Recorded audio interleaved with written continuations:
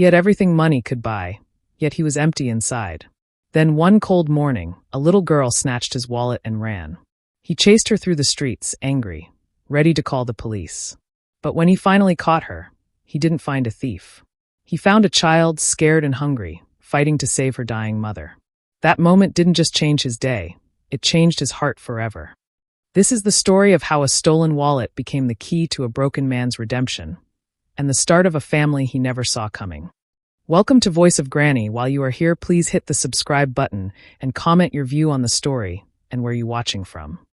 Sometimes life changes in the most unexpected ways. Sometimes it takes just one moment, one decision, to completely turn everything upside down. This is a story about a man named James Richardson, and how a simple Tuesday afternoon changed his life forever. James was what you'd call successful. Really successful.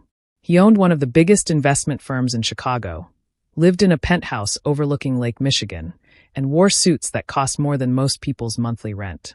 His calendar was packed with meetings, his phone never stopped buzzing, and his world ran like clockwork. Precise, organized, controlled. On this particular afternoon, James stepped out of his downtown office building. The summer heat hit him like a wave as he adjusted his tie and checked his watch. A silver Rolex that gleamed in the sunlight. He had exactly 15 minutes to get to his next appointment. Time was money, and James didn't waste either. The sidewalk was crowded, like it always was in the Loop. Tourists with cameras, business people rushing past, street musicians playing for spare change. James navigated through it all with practiced ease, his mind already on the conference call scheduled for later that evening. Then it happened.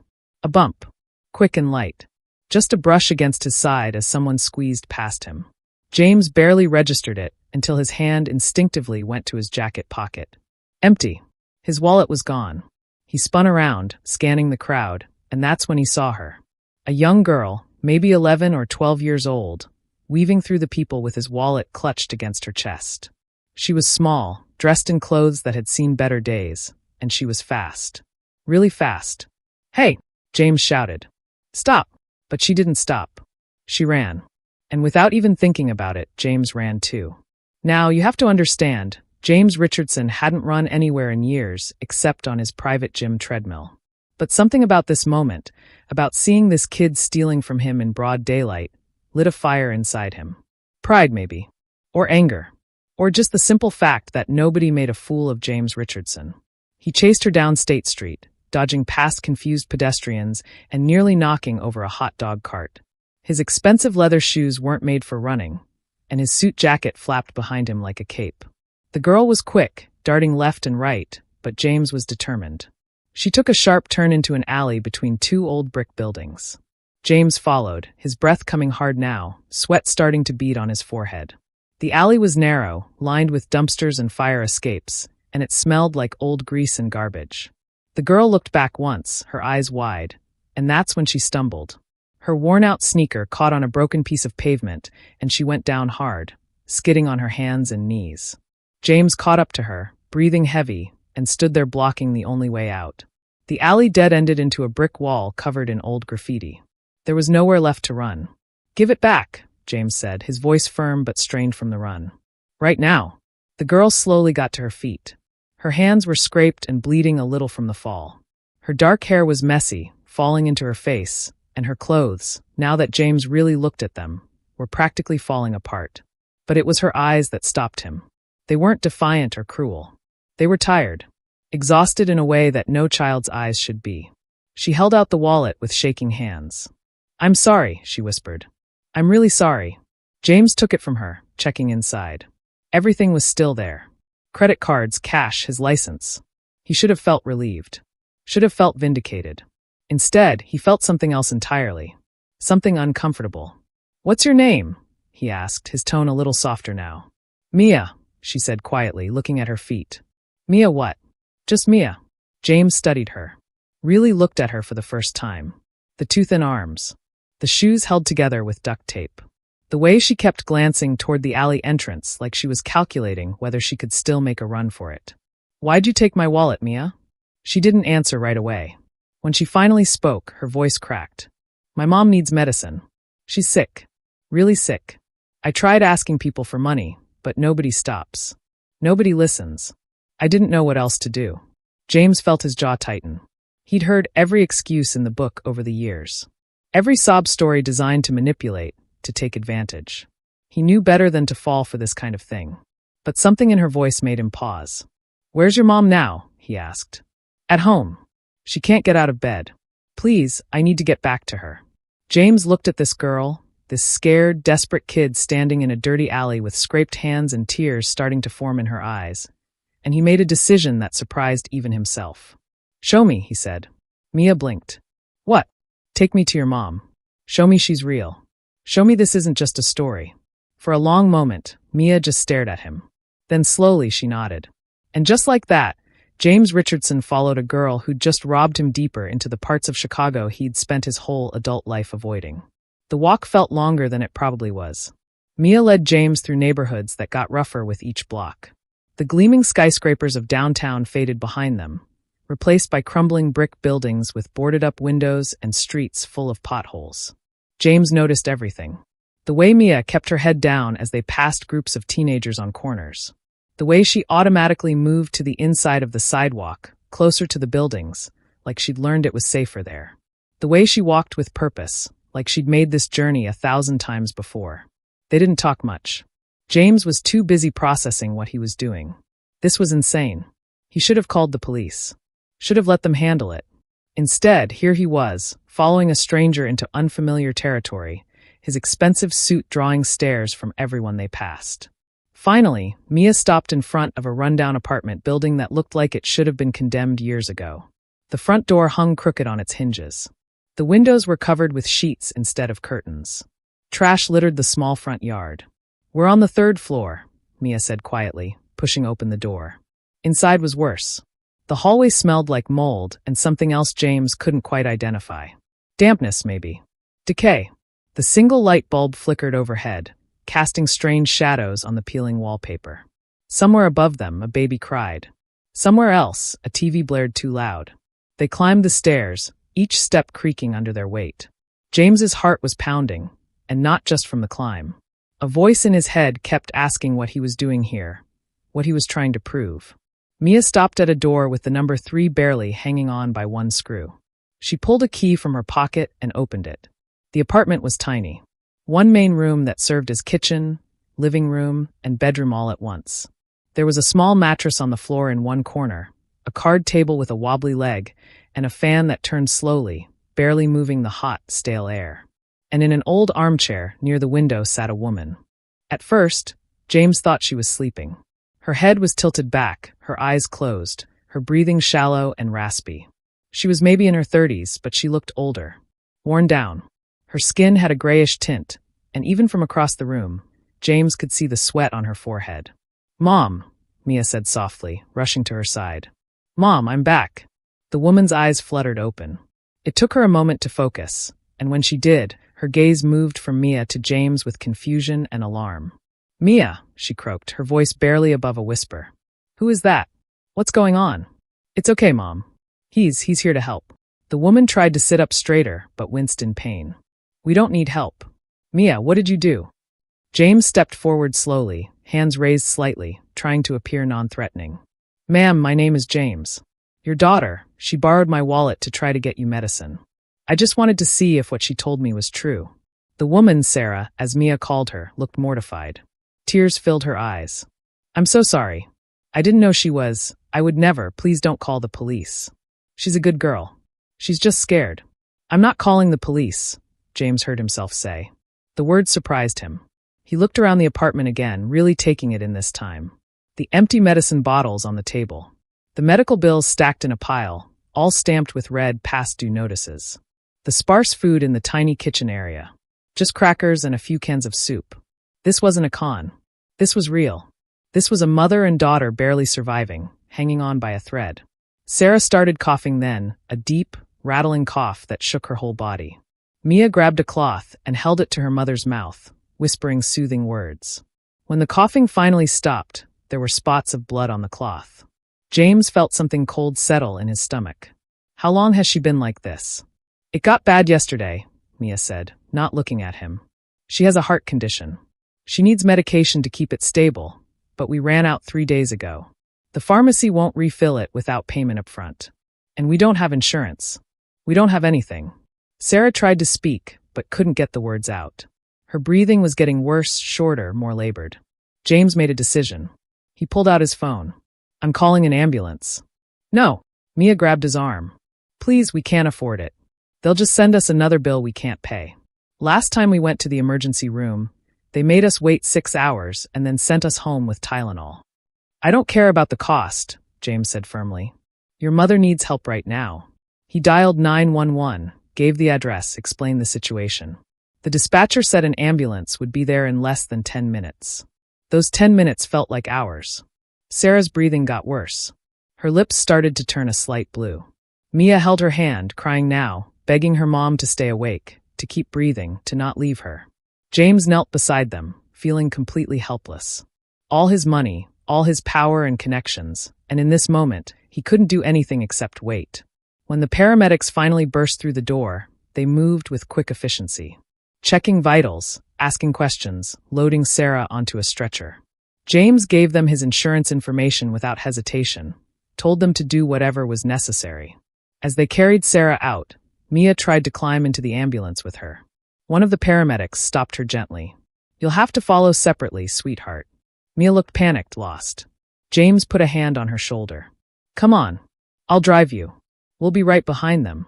And as they rushed down those creaking stairs and out into the harsh sunlight, James Richardson realized that somewhere in the last hour, everything had changed. This wasn't about a stolen wallet anymore. This was about something much bigger. Something that mattered in a way his business deals and board meetings never had. This was about two people who needed help. And for the first time in a very long time, James wanted to give it. The hospital was chaos. Bright lights, beeping machines, people rushing everywhere in scrubs. James had been in hospitals before, visiting colleagues after surgeries, attending charity fundraisers. But this was different. This was the emergency room at County General, where people came when they had nowhere else to go.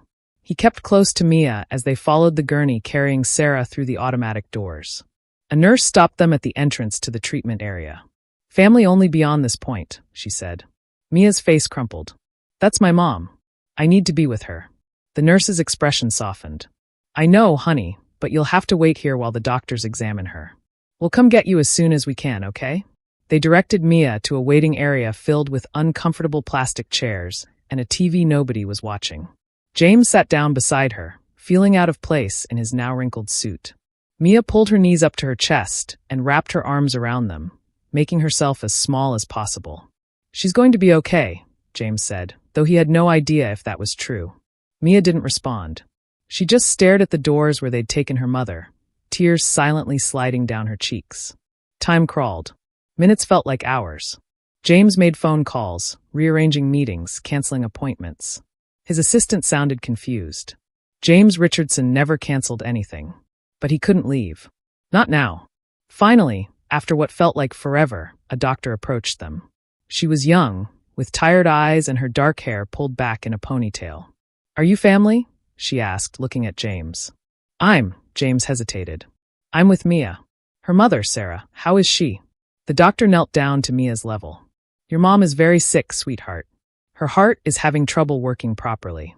We're doing tests right now to figure out exactly what's wrong and how we can help her. Can I see her? Mia's voice was small, broken. Soon. I promise. We just need a little more time. After the doctor left, James noticed two police officers entering the ER. His heart sank when they walked straight toward them.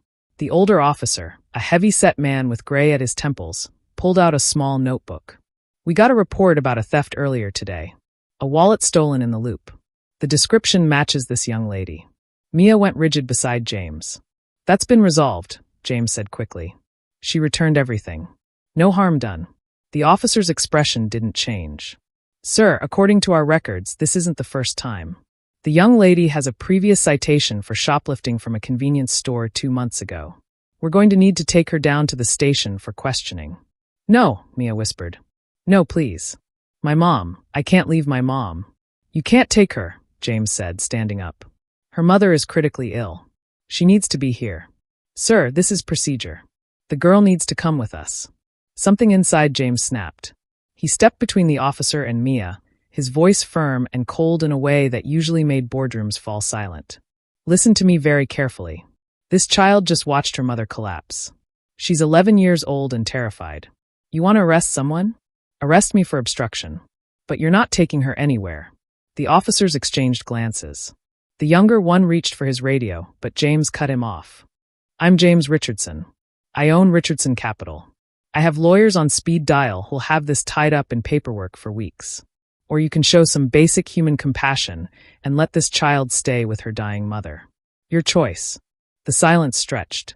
Finally, the older officer sighed. We'll wait, but we're not leaving.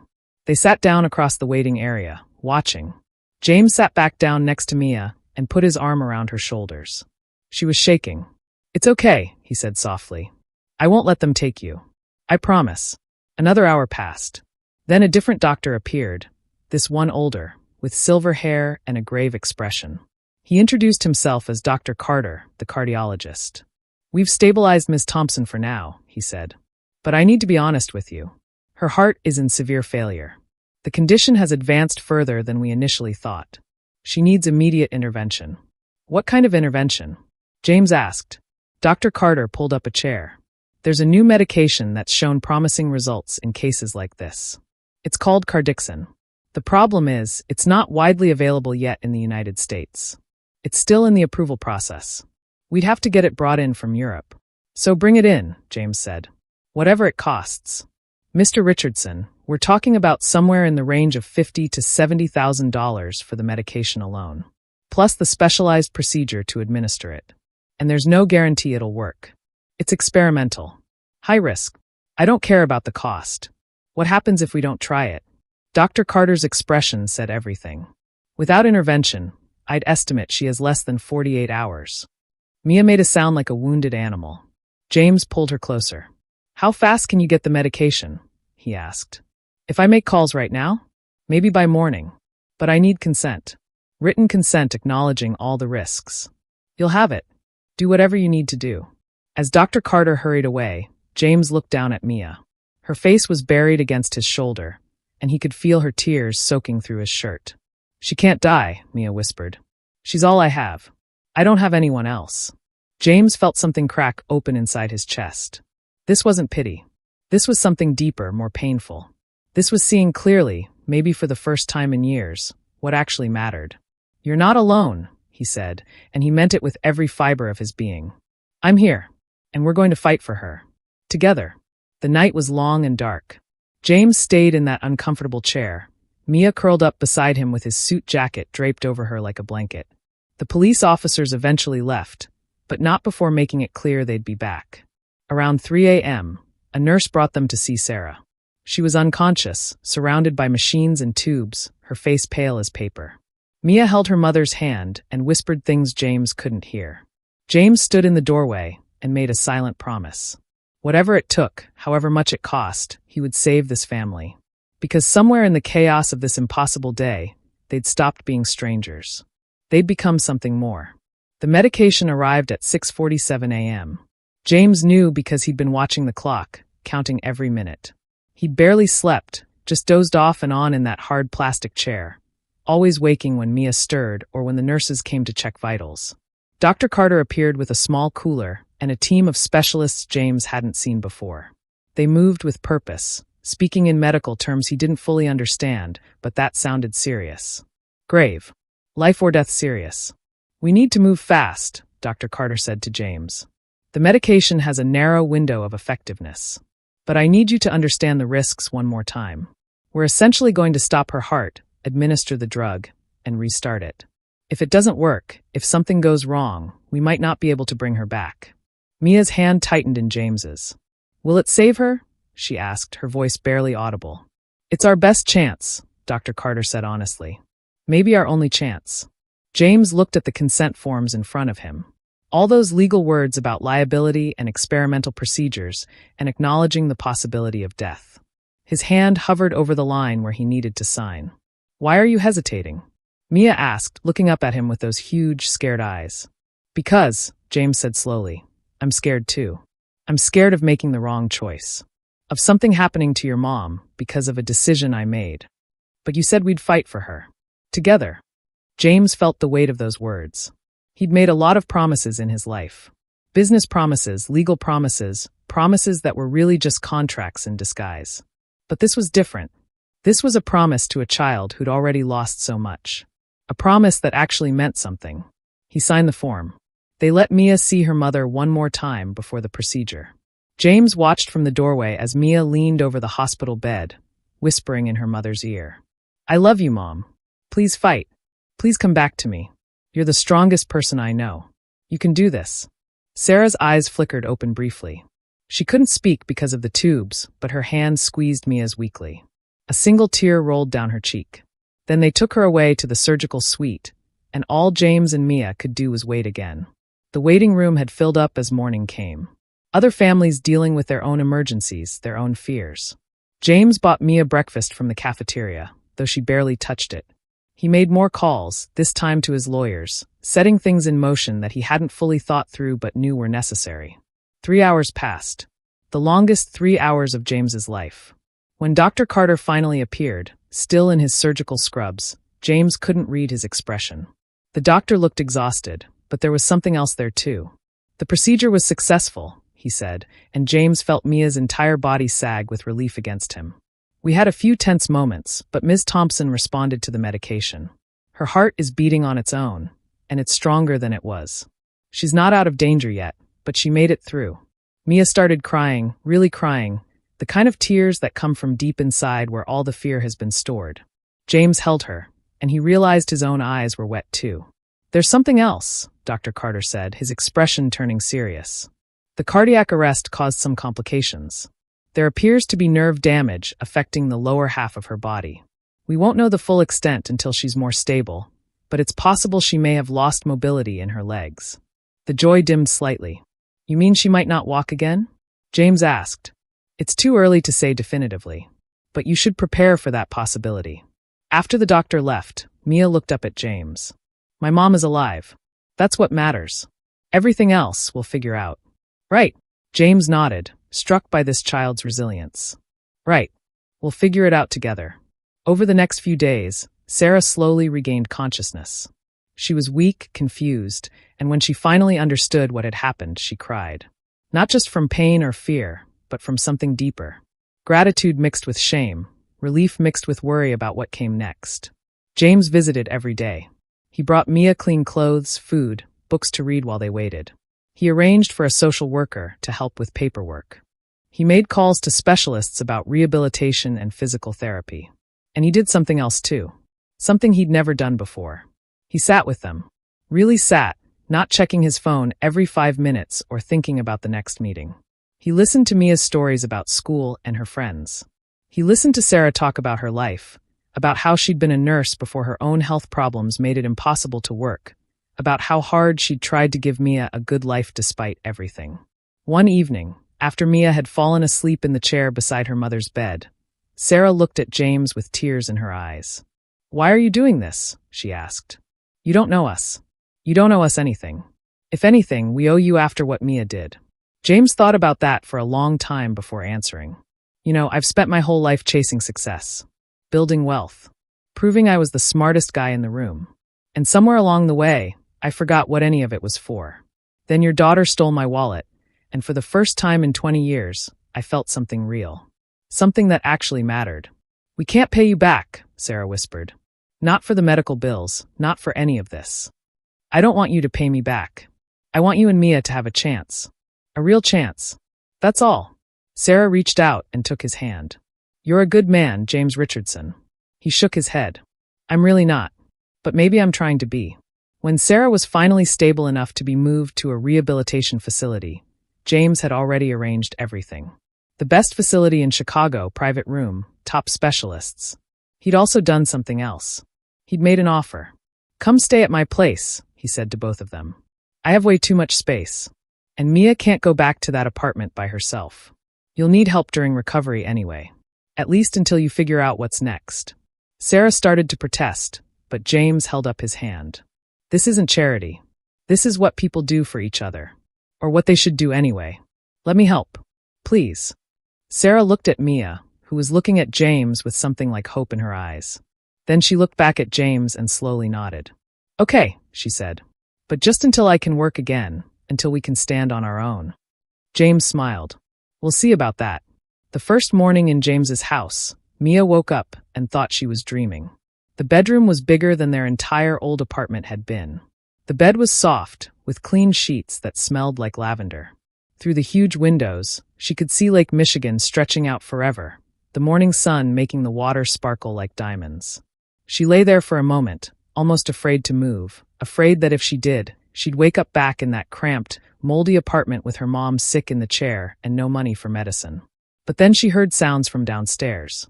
Voices. The clatter of dishes. And she smelled coffee and something else. Pancakes, maybe? She got up and padded downstairs in the pajamas James had bought her. New pajamas, soft and warm, with little stars on them. The staircase curved elegantly, her hand sliding along the smooth wood banister. Everything was beautiful but not cold. James had told her to make herself at home, and he seemed to mean it. In the kitchen, she found her mom sitting at the table in her wheelchair, wrapped in a soft robe, looking out at the lake. James was at the stove, wearing jeans and a t-shirt instead of his usual suit, flipping pancakes like he'd done it 1,000 times. Morning, sleepyhead, he said with a smile. Hope you're hungry. Mia couldn't help it. She started crying. Not sad crying, but the kind of crying that comes when something is too good, too overwhelming, too different from everything you've known. Sarah wheeled over and pulled Mia into a hug. It's okay, baby. It's okay to be happy. And that was the thing, wasn't it? Mia had almost forgotten what happy felt like. The weeks that followed were an adjustment for everyone. James hired a nurse to help with Sarah's care and physical therapy. He enrolled Mia in a good school nearby, making sure she had everything she needed. Clothes, supplies, a backpack that didn't have holes in it. But it wasn't all smooth. Sarah struggled with her new reality. The wheelchair frustrated her. She was used to being independent, to taking care of Mia on her own, and having to rely on others made her feel helpless. Some days she was angry. Some days she cried. James gave her space when she needed it, but was always there with a quiet word of encouragement when she was ready. Mia struggled too. At school, some kids were nice, but others weren't. They whispered about her, called her names, said she was only there because some rich guy felt sorry for her. One boy, Tyler, was particularly cruel. He said loudly in the cafeteria that James had probably bought her, that she wasn't really part of a family, just some charity case. Mia came home that day with red eyes and wouldn't talk about what happened. But Sarah knew. Mothers always know. She talked to James about it that evening after Mia went to bed. Maybe this was a mistake, Sarah said quietly. Maybe we don't belong in this world. These people, they're never going to accept us. James sat down across from her. You're right. Some of them won't. But that's their problem, not yours. And Mia is stronger than they know. Stronger than I think even she knows. The next week, Mia asked James if she could do something special. She wanted to have a few classmates over, to show them her new home, to let them see her life wasn't a lie. James agreed immediately. They planned a small gathering, nothing fancy. Just burgers on the grill, games in the backyard, swimming in the pool. Mia invited 5 kids from school, including Tyler, who surprisingly said yes.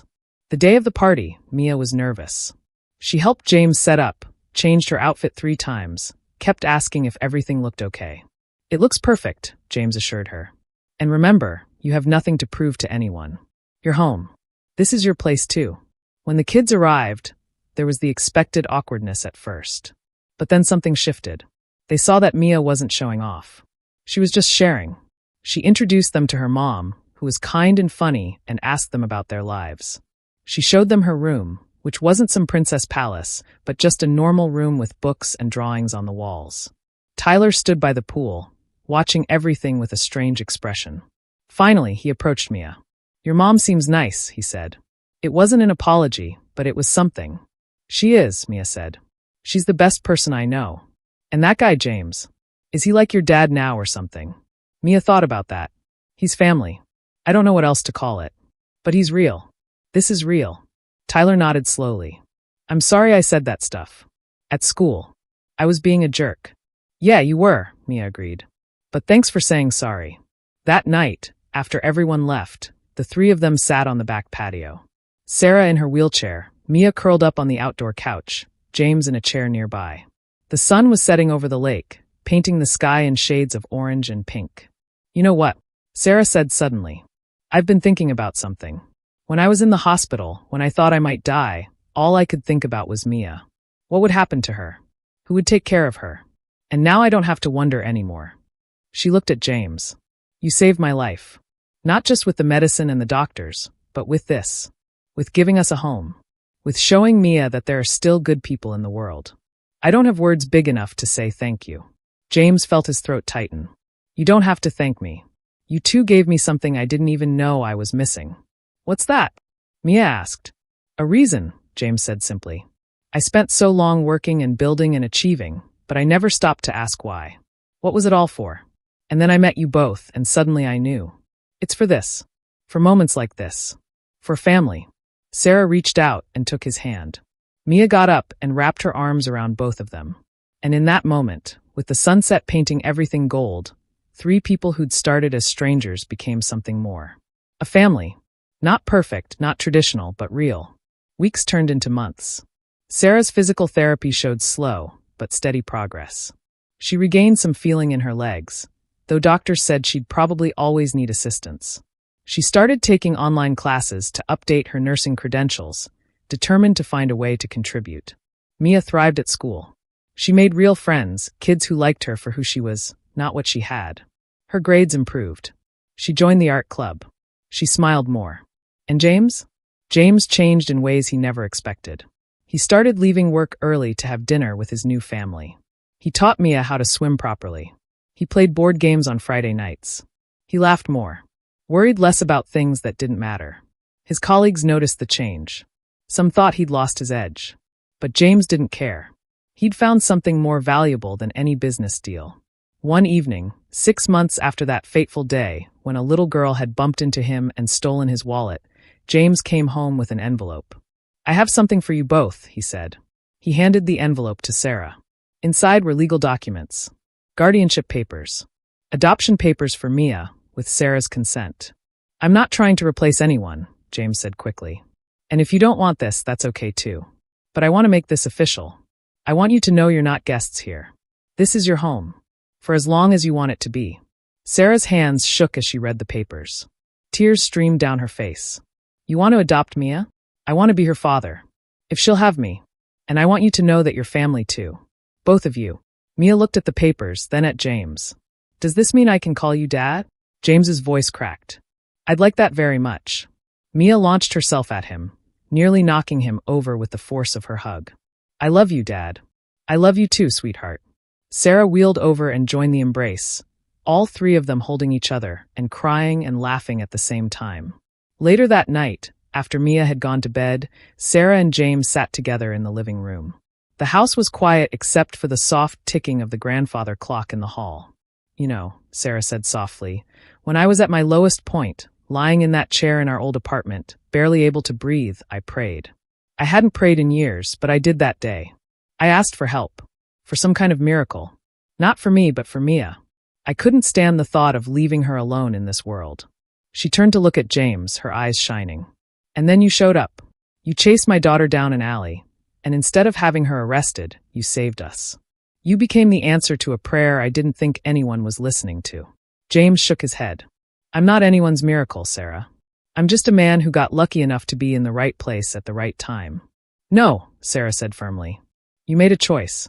You could have walked away at any point. After you got your wallet back, after you saw where we lived, after the hospital bills started adding up. But you didn't. You stayed. That wasn't luck. That was love." James was quiet for a moment. "You know what the funny thing is? I thought I was saving you. But really, you saved me. Both of you. I was living this empty life, surrounded by things that didn't matter, chasing goals that meant nothing. And then Mia stole my wallet and gave me something worth more than anything I'd ever owned. What's that? A family. A purpose. A reason to wake up in the morning that has nothing to do with stock prices or quarterly earnings. You gave me that." Sarah reached over and squeezed his hand. "Then I guess we saved each other." 6 months later, James stood in a courtroom, dressed in his best suit. Beside him were Sarah and Mia, both dressed up for the occasion. Sarah had managed to stand with the help of braces and crutches, determined to be on her feet for this moment. The judge, a kind-looking woman named Judge Martinez, reviewed the paperwork one final time. Then she looked up and smiled. "I've reviewed this case thoroughly," she said. "And I have to say, it's one of the most unusual adoption cases I've ever seen. But it's also one of the most clear-cut. Mr. Richardson, you've proven beyond any doubt that you're committed to this child's welfare. And Ms. Thompson, your consent and support speak volumes about your character and your love for your daughter." She turned to Mia. "Young lady, do you understand what's happening here today?" Mia nodded. "Yes, Your Honor. James is going to officially be my dad. And is that what you want?" "More than anything," Mia said, her voice strong and clear. Judge Martinez smiled and brought down her gavel. "Then it's my pleasure to grant this adoption. James Richardson, congratulations. You're officially a father." The small group that had gathered applauded. James's assistant was there, wiping tears from her eyes. Sarah's physical therapist had come. Even a few of Mia's school friends and their parents were there, showing support. But the best moment came when Mia turned to James and said, "Hi, Dad." James picked her up and hugged her tight, not caring that he was crying in front of everyone. "Hi, daughter." That evening, they celebrated with dinner at Mia's favorite restaurant, a little Italian place in the neighborhood. Nothing fancy, just good food and good company. Sarah had improved so much that she could walk short distances now with her crutches, and her doctors were optimistic she'd continue to gain strength. As they ate pasta and laughed at Mia's stories about school, James looked around the table and felt a contentment he'd never known existed. This wasn't the life he'd planned. It wasn't the life he'd imagined when he was building his empire and climbing the corporate ladder. It was so much better. "What are you thinking about?" Sarah asked, noticing his expression. "Just how one moment can change everything," James said. "How one decision, one choice to not look away, can lead to this." "Do you ever regret it?" Mia asked. "Like, your life was probably a lot simpler before we showed up." James reached over and ruffled her hair. "Simpler? Yes. Better? Not even close. You two are the best thing that ever happened to me. And I wouldn't change a single thing. Not even the part where I stole your wallet?" Mia asked with a mischievous grin. James laughed. "Especially not that part. Best thing anyone ever stole from me." As the months and years passed, their little family continued to grow and change. Sarah eventually returned to nursing part-time, working at a community clinic where she could sit when needed. She became an advocate for patients without insurance, helping them navigate a system she knew all too well. Mia grew into a confident teenager, her artistic talents blossoming. She started a program at her school to collect supplies for kids in need, remembering what it felt like to have nothing. She talked about becoming a social worker one day, about helping families like hers used to be. And James? He remained successful in business, but it no longer defined him. He became known for his philanthropy, specifically for programs helping single mothers and children in poverty. He funded medical clinics, scholarship programs, and housing initiatives. When people asked why, he always had the same answer. Because a little girl once took a chance on a stranger. She trusted me with her mother's life, with her own future. And that changed me. I'm just paying it forward.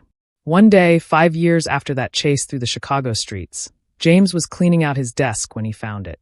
His old wallet. The same one Mia had stolen that hot summer afternoon. He'd kept it, though he'd never used it again.